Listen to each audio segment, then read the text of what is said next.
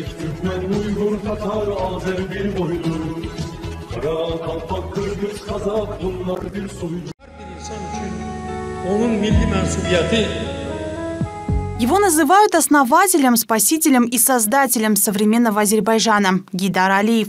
Он был великим лидером Азербайджана, принес стабильность своей стране в период крайних кризисов. Всегда был убежден в том, что государство должно быть для народа, а не наоборот. Человек, чья жизнь достойна быть примером для подражания. Именно поэтому в преддверии столетия великого политика посольство Азербайджана в Кыргызской республике объявило среди учеников столичной школы номер 20 конкурс сочинений на тему Гейдар Алиев и Азербайджан.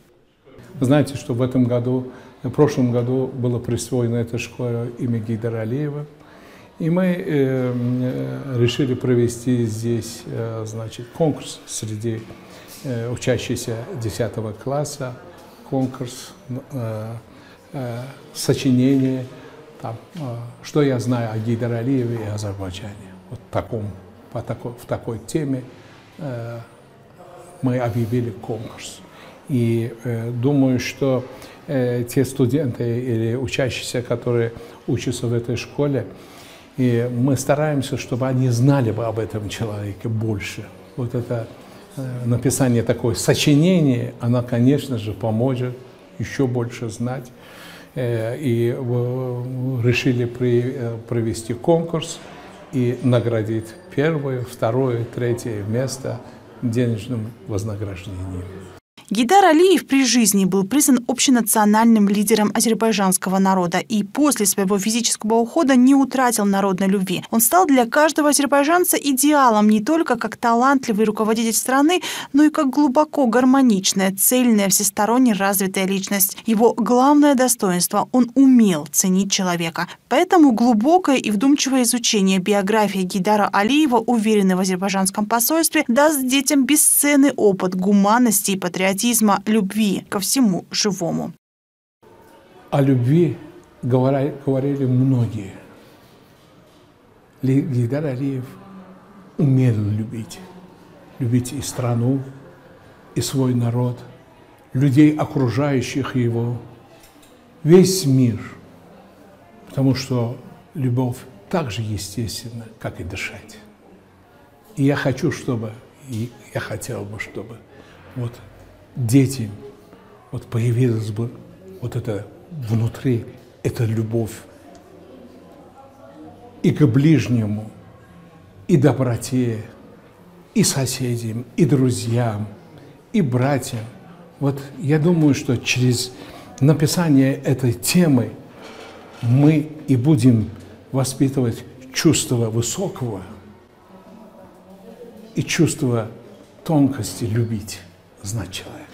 Для того, чтобы школьники могли подойти к написанию сочинений про такого великого человека с энтузиазмом, с ребятами встретился посол Азербайджана в Кыргызстане. Из его лекции дети узнали, что, находясь у власти, Гейдар Алиев сыграл судьбоносную роль в жизни своего народа, а годы его правления стали самыми яркими и содержательными страницами в летописи Азербайджана. Именно по поручению Гейдара Алиева города и села республики перестраивались, в деревнях появлялась инфраструктура. Материальное положение населения улучшилось во всех областях жизнедеятельности общества, в том числе в сфере образования, науки, культуры, произошли преобразования.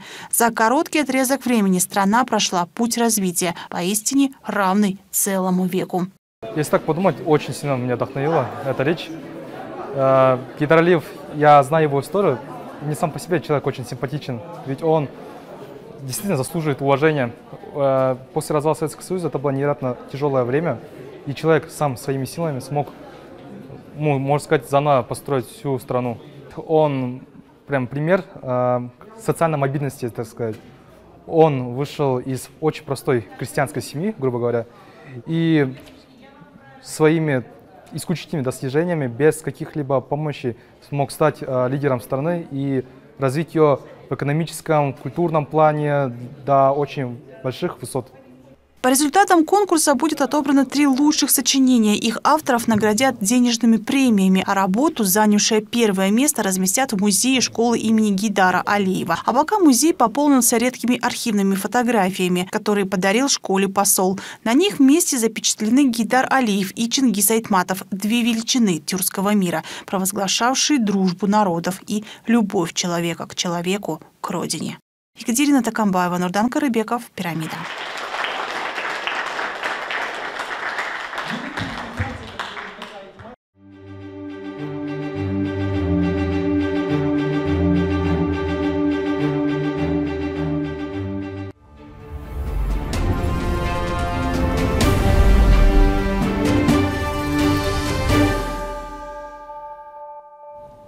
Туризм, конечно, это одно из важнейших направлений. Вообще в нашей стране этому направлению придается очень большое значение, поскольку у нас очень хорошая экология, уникальные, значит, природные ландшафты. Я думаю, что есть, безусловно, что посмотреть, значит, в Азербайджане с его самобытной, многовековой, такой богатой культурой, традициями. Также и есть где отдохнуть, что посмотреть и в Кыргызстане. Поэтому есть большой потенциал, еще раз хочу сказать. И мы сейчас работаем для того, чтобы создались очень благоприятные условия для того, чтобы азербайджанцы посетили Кыргызстан, а кыргызстанцы посетили Азербайджан.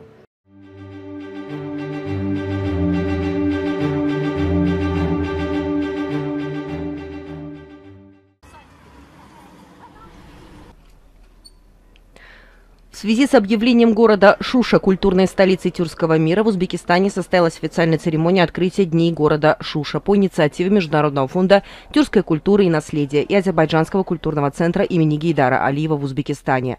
На церемонии, состоявшейся в Азербайджанском культурном центре имени Гейдара Алиева, приняли участие министр культуры и туризма Узбекистана Озутбек Назарбеков, президент Международного фонда тюркской культуры и наследия Гюнай Эфендиева, посол Азербайджана в Узбекистане Гусейн Гулиев, глава агентства по культурному наследию Узбекистана Бахадур Абдукаримов, послы тюркских государств, аккредитованные в Ташкенте, представители государства и правительства, многочисленные достойные гости и журналисты. В рамках Дней города Шуша в братской стране предусматривается организация международных конференций, презентации книги, выставки фотографий и публикаций, показа мод национальных костюмов Карабаха, художественно-поэтические композиции и концерт, связанные с культурой, литературой, искусством и историей города Шуша. Сначала участники мероприятия возложили венки и цветы к бюсту общенационального лидера Гейдара Алиева и к памятному комплексу «Шехиды» и «Победа» перед культурным центром. В фойе Азербайджанского культурного центра гостям была представлена выставка фотографий и публикаций под названием «Свободная и процветающая Шуша». Директор Азербайджанского культурного центра имени Гейдара Алиева Самир Аббасов, открыв мероприятие в Большом конференц-зале культурного центра, назвал ряд мероприятий «Дни города Шуша», проводимые впервые в Узбекистане, важным событием не только для культуры Азербайджана, но и для культурной и общественной жизни Узбекистана. Он рассказал об исключительной роли города Шуша в азербайджанской культуре, музыке и поэзии и о том, что культурная столица Азербайджана была освобождена в результате 44-дневной Отечественной войны, и город был объявлен президентом Ильхамом Алиевым столицей азербайджанской культуры. Также отмечено, что организацией Тюрксой принято решение объявить город Шуша на 2023 год столицей тюркской культуры. Дипломат подчеркнул, что Шуша стал столицей культуры не только Азербайджана, но и всего тюркского мира. Выступивший на конференции министр культуры и туризма Республики Узбекистан Озутбек Назарбеков, рассказав о политических отношениях между Узбекистаном и Азербайджаном, которые за последние годы еще более развились, особо отметил высокий уровень культурных связей между двумя странами. Министр высоко оценил мероприятия «Дни города Шуша», проводимые в Узбекистане в рамках проекта Международного фонда тюркской культуры и наследия, и подчеркнул, что это мероприятие является важным и значимым событием не только для культуры Азербайджана, но и для культуры Узбекистана.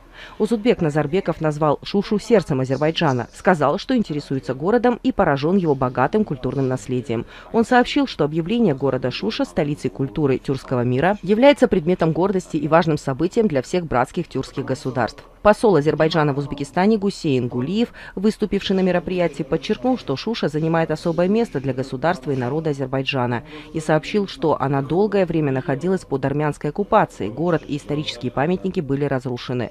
Он назвал освобождение города от армянской оккупации очень важным историческим событием и отметил, что проводимые в настоящее время в городе строительные работы и важные международные мероприятия вызывают у каждого азербайджанца чувство гордости. Президент Международного фонда тюркской культуры и наследия Гюнай Эфендиева оценила церемонию открытия Дней города Шуша в Азербайджанском культурном центре, который носит имя великого сына тюркского мира Гейдара Алиева и столетие которого отмечается в этом году, как большое событие. Она подчеркнула, что в связи с объявлением города Шуша столицей культуры тюркского мира Международный фонд тюркской культуры и наследия планирует проведение Дней города Шуша в разных странах мира. Первое мероприятие было проведено в Бурсе, а первое мероприятие этого года проводится в Узбекистане. Она рассказала о вкладе города Шуша в азербайджанскую культуру и литературу, подчеркнула, что город является колыбелью нашей музыки, мугама и поэзии, и отметила важность донесения до всего мира его богатого культурного наследия. Президент фонда отметила, что Шуша, которая была центром и городом-крепостью Карабахского ханства, является родиной многих азербайджанских писателей, композиторов и мыслителей и славится своими многочисленными и уникальными памятниками.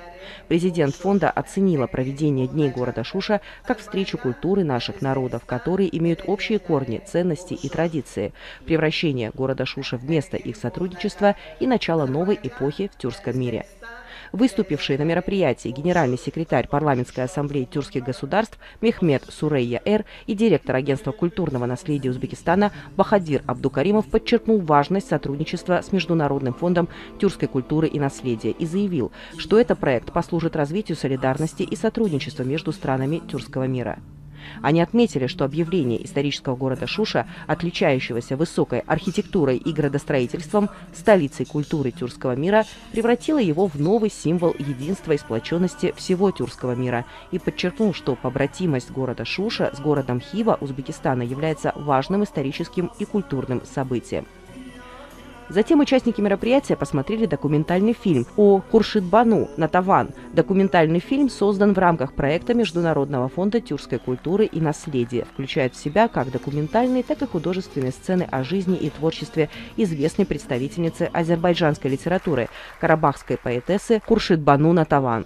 Автор сценария фильма Ульвия Гейдарова, режиссер Захра Гулиева, в главной роли народная артистка Азербайджана Мехрибан Заки. В художественной части мероприятия народный артист Узбекистана, художественный руководитель ансамбль Ялла Фарух Закиров, азербайджанские музыканты, трио Мугам Низбат Сардаева, Рустам Муслимов, Эльнур Салахов исполнили азербайджанские и узбекские песни Мугамы, ансамбль танца Азербайджан Гызлары Азербайджанского культурного центра и всемирно известный музыкально-танцевальный коллектив «Узбегим Йошлары» выступили со своими красочными музыкальными номерами. На церемонии президент Международного фонда тюркской культуры и наследия Гюнай Эфендиева вручила официальным гостям и организаторам памятные подарки по случаю Дней города Шуша в Узбекистане.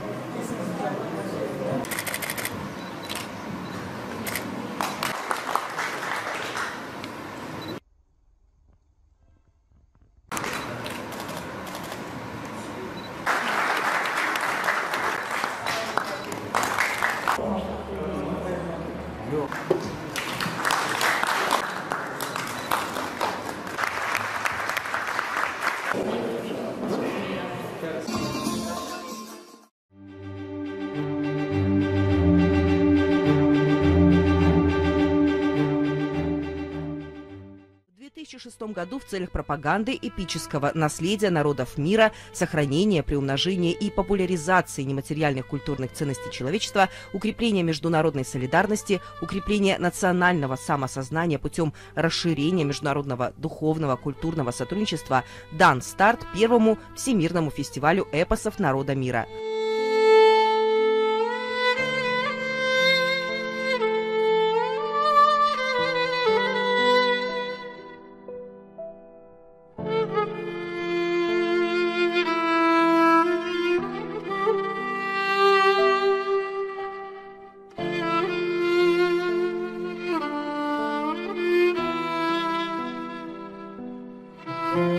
Во время интервью к программе «Мост дружбы» главный координатор Всемирного фестиваля эпосов народа мира Дамира Алышбаева отметила, что основным мероприятием программы стало театрализованное представление «Парад эпосов мира», которое прошло в Бишкеке на площади Алато.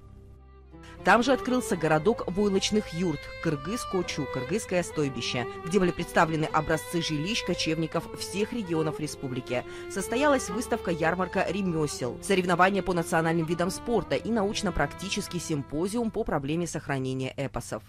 Менин атым Аушева Сурмакан. Мен ушул бос үйдү жаш күнүмдөн бери тигип келатам. Адегенде мо босого таякты коет. Андан кийин кереге жаябыз. Анан баш чалгычты чалабыз. Андан кийин анан жерди түстөп барын бүткөндөн кийин кереген жайып бүткөндөн кийин түндүк көтөрүлөт. Баш чалгычты чалып анан түндүктү көтөрөбүз. Андан кийин анан түндүктү көтөрүп уукту бүт сайып бүткөндөн кийин тискич менен тисилет. Уук тискич менен тисилет. Ала тискичти тисип бүткөндөн кийин чийди калайбыз. Чийден кийин жабык баш деген болот. Жабык башты салабыз. Жабык башты бүткөндөн кийин туурдуктарды тагабыз. Андан кийин эшик салынат. Размери айны болотпу? Размерин ким кандай каалайт.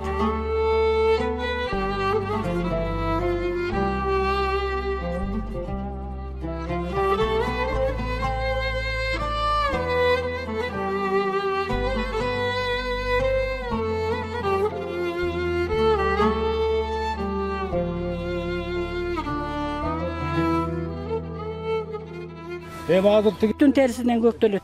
Мындай. Уйдун терисинен. Уйдун терисинен мына көрдүңбү? Сыйыр.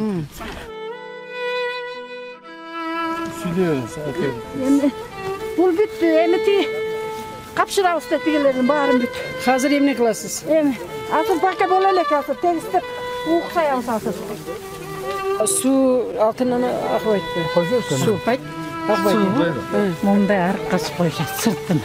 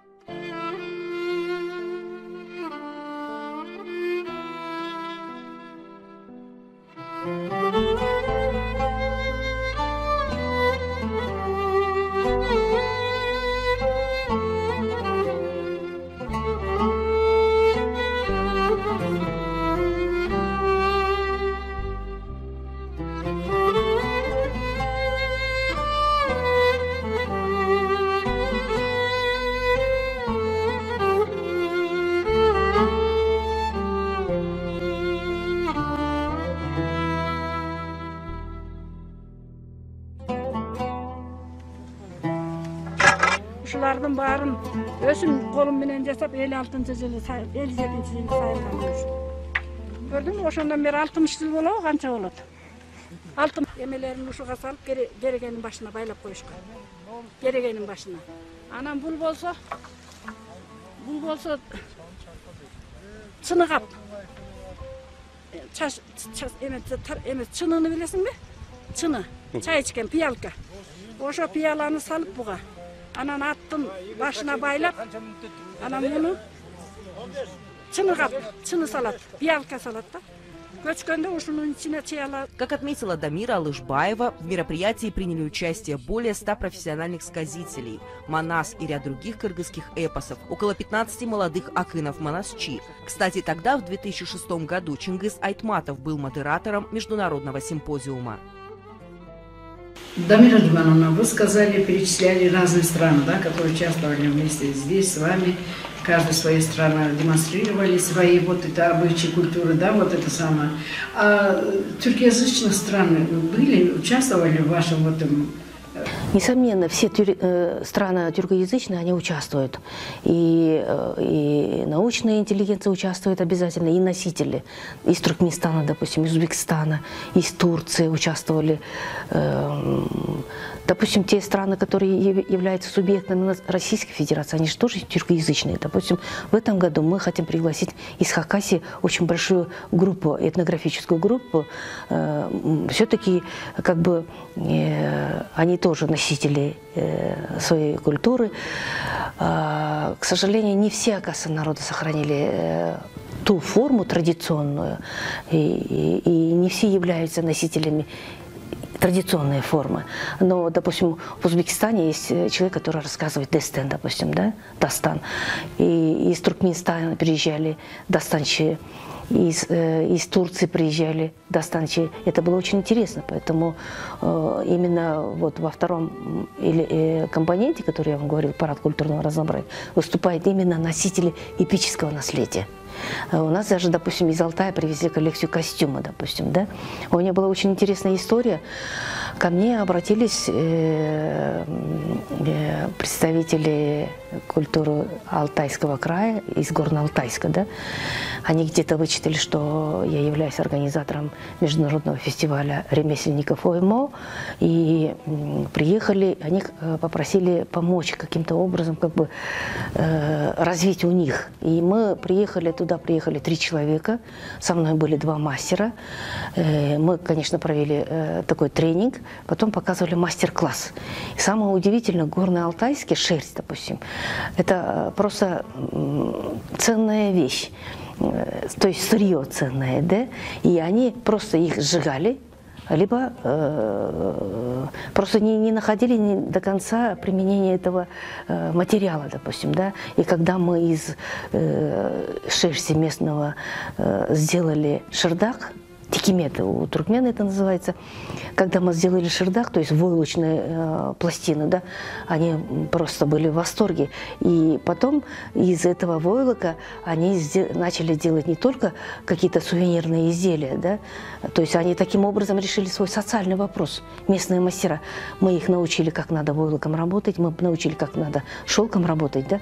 Они не только стали делать какие-то, допустим, для домашнего обихода какие-то предметы и сувениры для решения своих экономических и социальных вопросов, они начали делать из этого войлока местного национальные костюмы. И я помню, что один из дизайнеров, который начал работать по войлоку, она сейчас в Париже заняла какое-то престижное место, допустим, да, в конкурсе. И из Алтая привезли, допустим, коллекцию костюмов. И эта коллекция заняла у нас 2-е место. То есть войлок это как бы не просто для юрты, войлок это не только как бы предметы быта.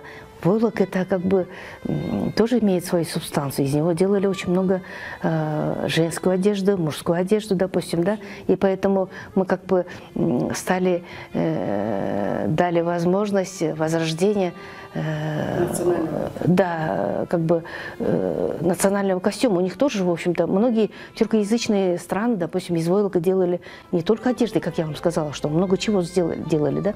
Поэтому мы смогли возродить у них эту культуру. Поэтому я думаю, что подобные фестивали дают возможность не только как бы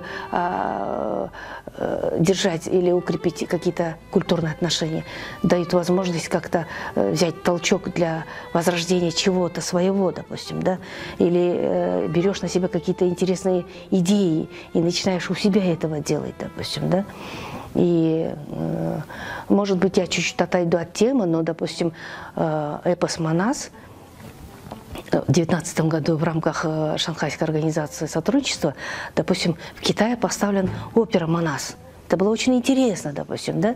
Это в Кыргызстане оперу «Манас» поставили давно, но сейчас требуется очень серьезного восстановления этого произведения, допустим, да? Но в Китае поставили. И сам президент, то есть председатель правительства Китайской Народной Республики Цзинь Цзиньпин сам презентовал этот спектакль, допустим, оперный. Это было очень, очень приятно, потому что другие народы уже как бы изучают твою культуру, хотя там есть кыргызы, которые проживают, этнические кыргызы в Китае. Они тоже были консультантами, научные сотрудники были консультантами, но для кыргызского народа, допустим, было это очень интересно. В Кыргызстане, допустим, тюркоязычные страны поставили оперу «Кироглы», допустим. Это тоже было очень интересно. И потом, это, конечно, по линии Тюрксой был ставлен этот спектакль. Этот спектакль потом кочевал по тюркоязычным странам.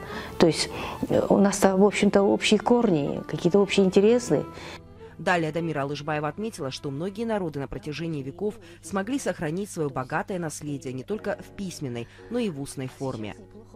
Фестиваля эпоса мира, они непременно должны участвовать. И самое удивительное, как бы именно в оригинале, можно так сказать, если условно, да, именно тюркоязычные страны сохранили свои эпическое наследие в разной форме. И это очень отрадно.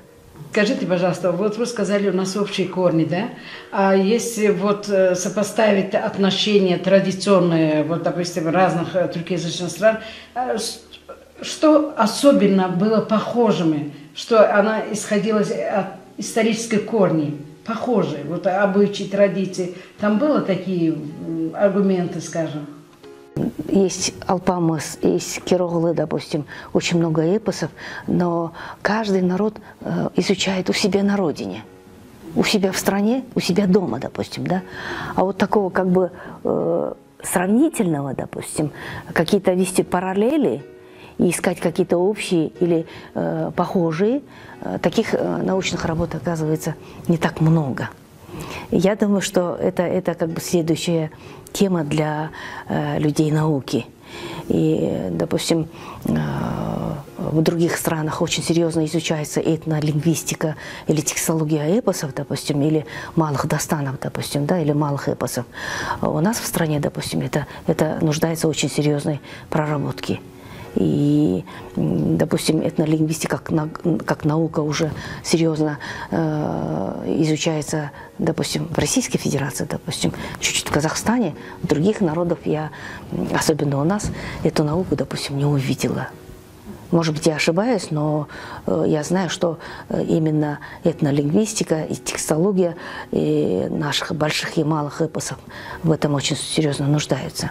И мы всегда хвалимся, что Манас, допустим, несколько раз больше, чем Илиада, Одиссея, допустим, на несколько раз больше Махабхарат, допустим, да. Но это внешний фактор, показатели, да, и его надо научно доказать, насколько, в чем заключается феномен эпоса Манас. Не только внешний фактор, а в содержательной части. Мы же его не зря называем энциклопедией. Энциклопедия историк кочевника, энциклопедия кыргызского народа. Тогда бюджет мероприятия составлял около 5 миллионов сомов. Проведение фестиваля поддерживали фонды Агахана и Сорос Кыргызстан, Турецкое управление по сотрудничеству и развитию ТИКа, фирма Бета Кыргызстан.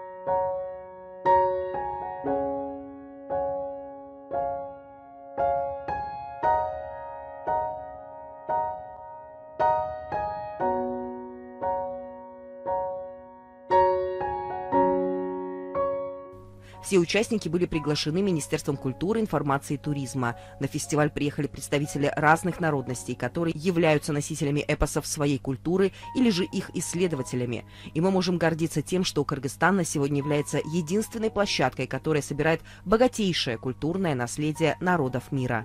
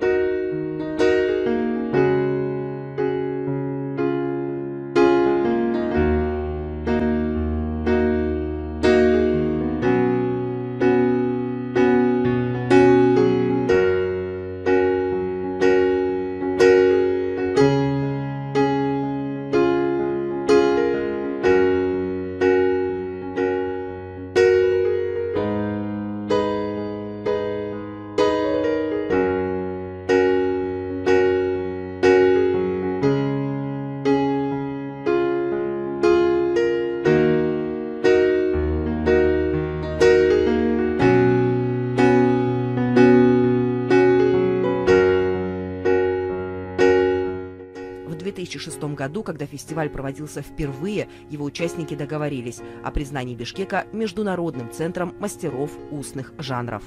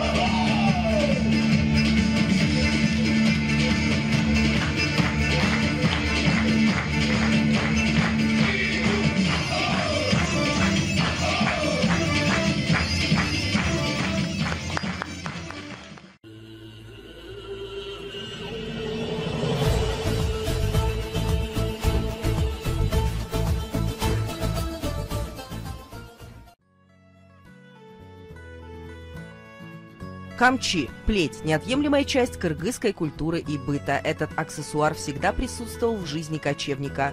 Камчу использовали не только для управления лошадьми, она также присутствовала во многих обрядах и традициях кочевого народа. Камча должна висеть в каждом доме как оберег от дурных людей и злых духов. Камча являлась символом власти и передавалась по наследству от отца к сыну. Плеть предводителя, помимо прочего, символизировала его ответственность перед народом.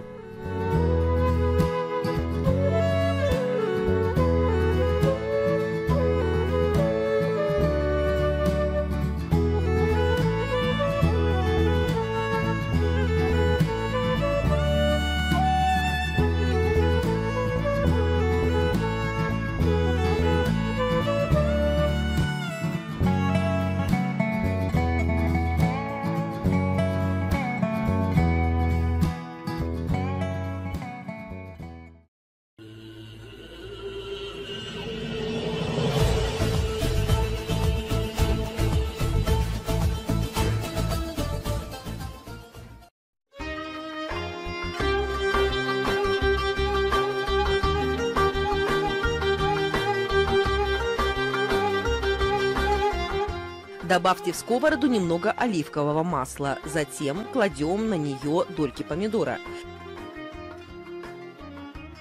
Этот вкусный завтрак можно приготовить всего за 5 минут.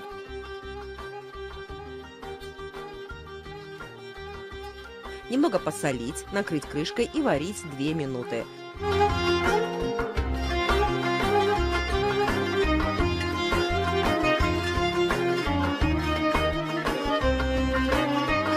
Переворачиваем жареные помидоры. В жареном виде очень вкусно.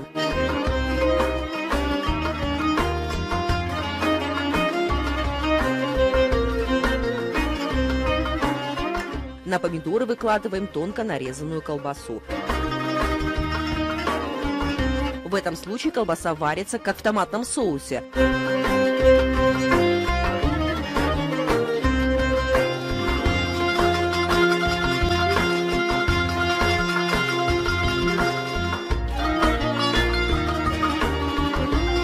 Будет лучше, если накрыть крышкой.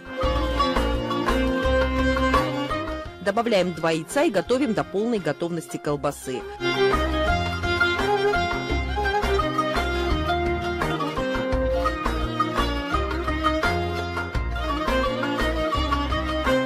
В соус добавляют соль, перец, а также специи и зелень.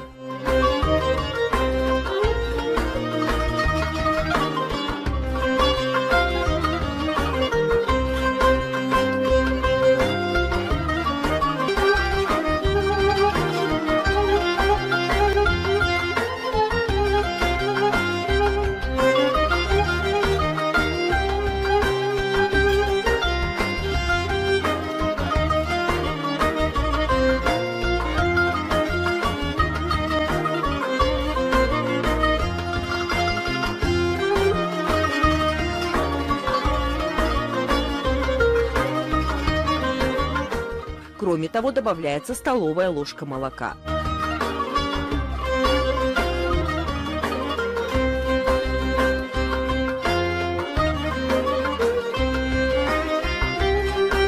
Необходимо также налить немного масла.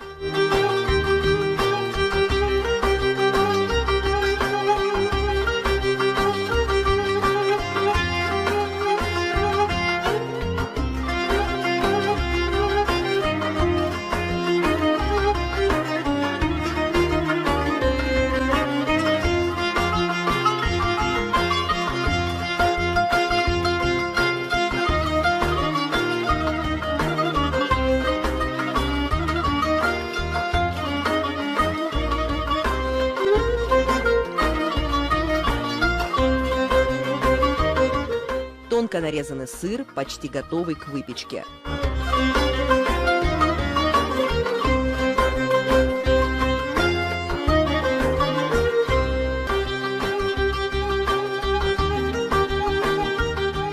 Покрываем сверху тонко нарезанным сыром, снова закрываем крышкой сковородку. Как только сыр расплавится, откройте крышку и добавьте острый красный перец.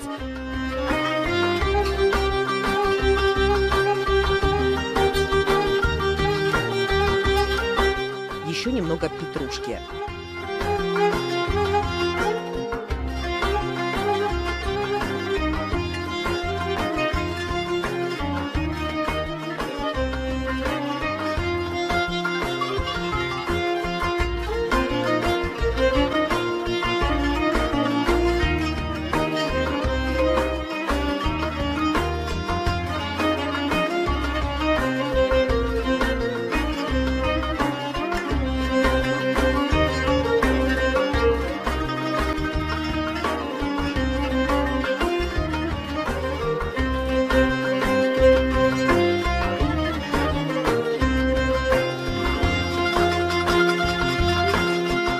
Приятного аппетита!